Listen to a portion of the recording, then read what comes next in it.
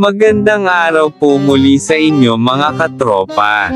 Ito po muli ang inyong lingkod, Tropang Tagalog, ang may pinakamabagal at mahinang boses sa YouTube world. Ngayon naman po, ang pag-uusapan natin ay tungkol sa tinalakay ng isang anchorman noon na sa ngayon ay natsugi na po. Opo mga katropa, ito po ay tungkol sa mga clown na mahilig magpatawa na ang isa ay nakatuntong na po sa Senado. At yun pong dalawa ay nagbabalak pa lang. Mabuti pa po ay panoorin na lang po natin ang video at kayo na ang humusga. Salamat po mga katropa.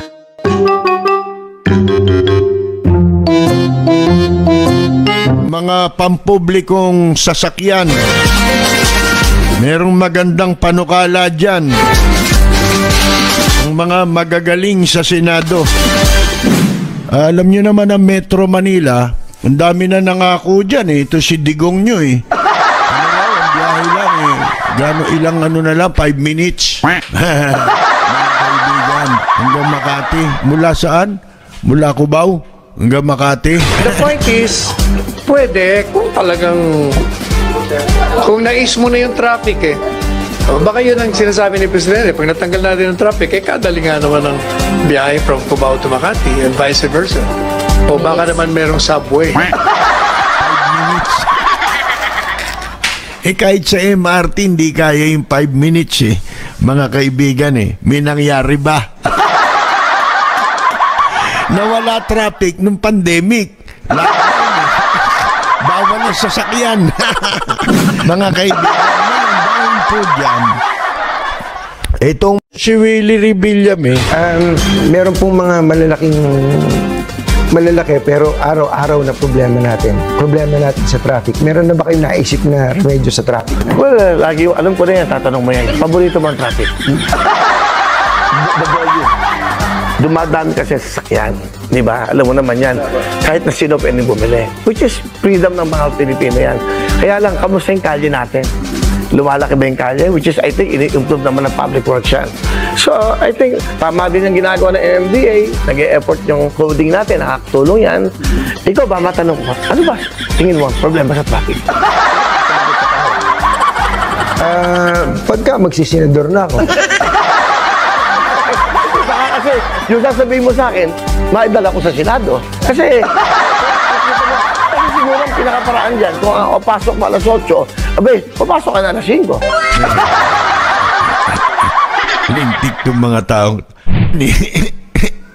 si Robin Padilla naman, yung daldal, nagagamit niya, kaya lang nonsense eh. At saka ang mga sinasabi salita ng mga may diferensya sa utak, mga kaibigan. Katulad nito, masama bang solusyonan ng traffic? Ha? Ba, hindi masama, di ba? Kailangan natin solusyonan ang problema ng trapiko. Tama? Mali.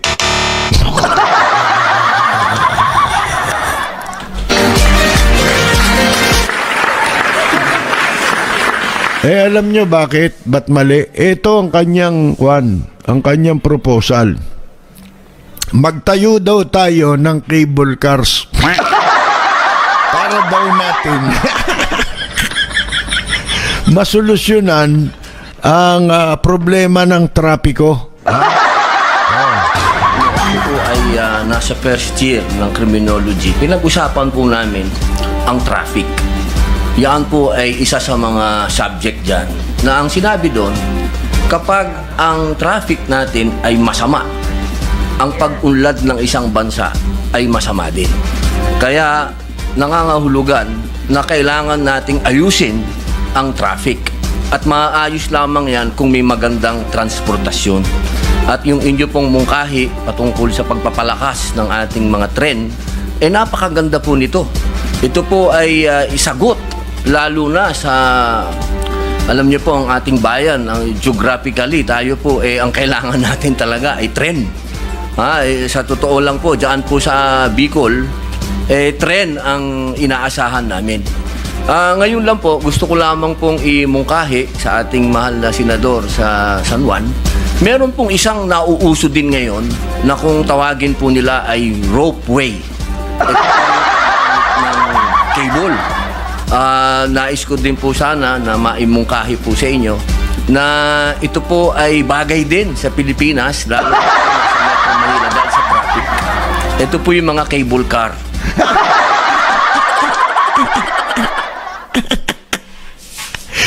Hindi kaya bumanggayan sa Skyway? Saan mo ilalagay yan? Mga kaibigan, di ba banggayan sa mga Skyway, sa building, gaano kataas ba? Gaano kataas ba natin isasabit yan? Mga kaibigan, hayop, sa dilang hayop ang ibinabayad natin. Ginagasta natin sa mga taong ito na magpapatawa lang. Gamitin daw ito sa Metro Manila dahil sa traffic. Ito po yung mga cable car. Mga kaibigan, saan bansa meron yan? Sabi mo na uso, saan bansa yan? Mga kaibigan. Sus Mariosep naman. Ba't di mo pa isinama yung Ferris wheel? At saka yung Chubibo yun di ba?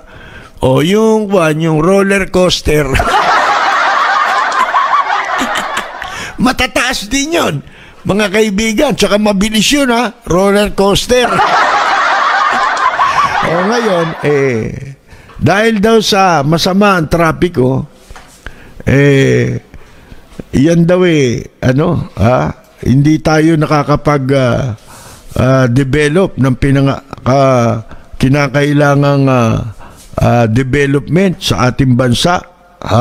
Dapat daw itong ganitong klase ng sistema ang makapagresolba sa trapiko. Palakasin natin ang railway is another way. Ito raw isang paraan din para ma-address ito. So, ang railway sa kanya yung cable car. Saan tayo mag-skiing yan? Sa ibang bansa, kaya may cable car para makatawid dun sa mga bundok, di ba? Diba, 2 bundok, magkatapat. O tatawirin mo yan. Sa Switzerland, nakakita ako niyan. Kasi dun may skiing dun, di ba?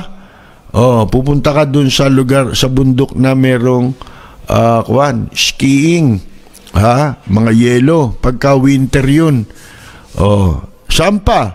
Ang alam ko, meron sila dyan sa Tagaytay Ewan ko kung yan gumagana pa dun sa naibentang lupa ni nabilin lupa ni Enrile, mga kaibigan, sa pamilya ni Butch Belica. Pigyayabang ni Butch Belica nung araw sa amin. Alam ko merong dyan yung cable car tapos dadalhin mo yan sa Metro Manila, ibabangga mo sa Skyway tsaka sa mga flyover. Di disaster yan. Mga kaibigan, Sus Mariosep, Robin. Saan mo ba nahugot yan? Kay Panelo ba galing yan? Panukalang butas na yan?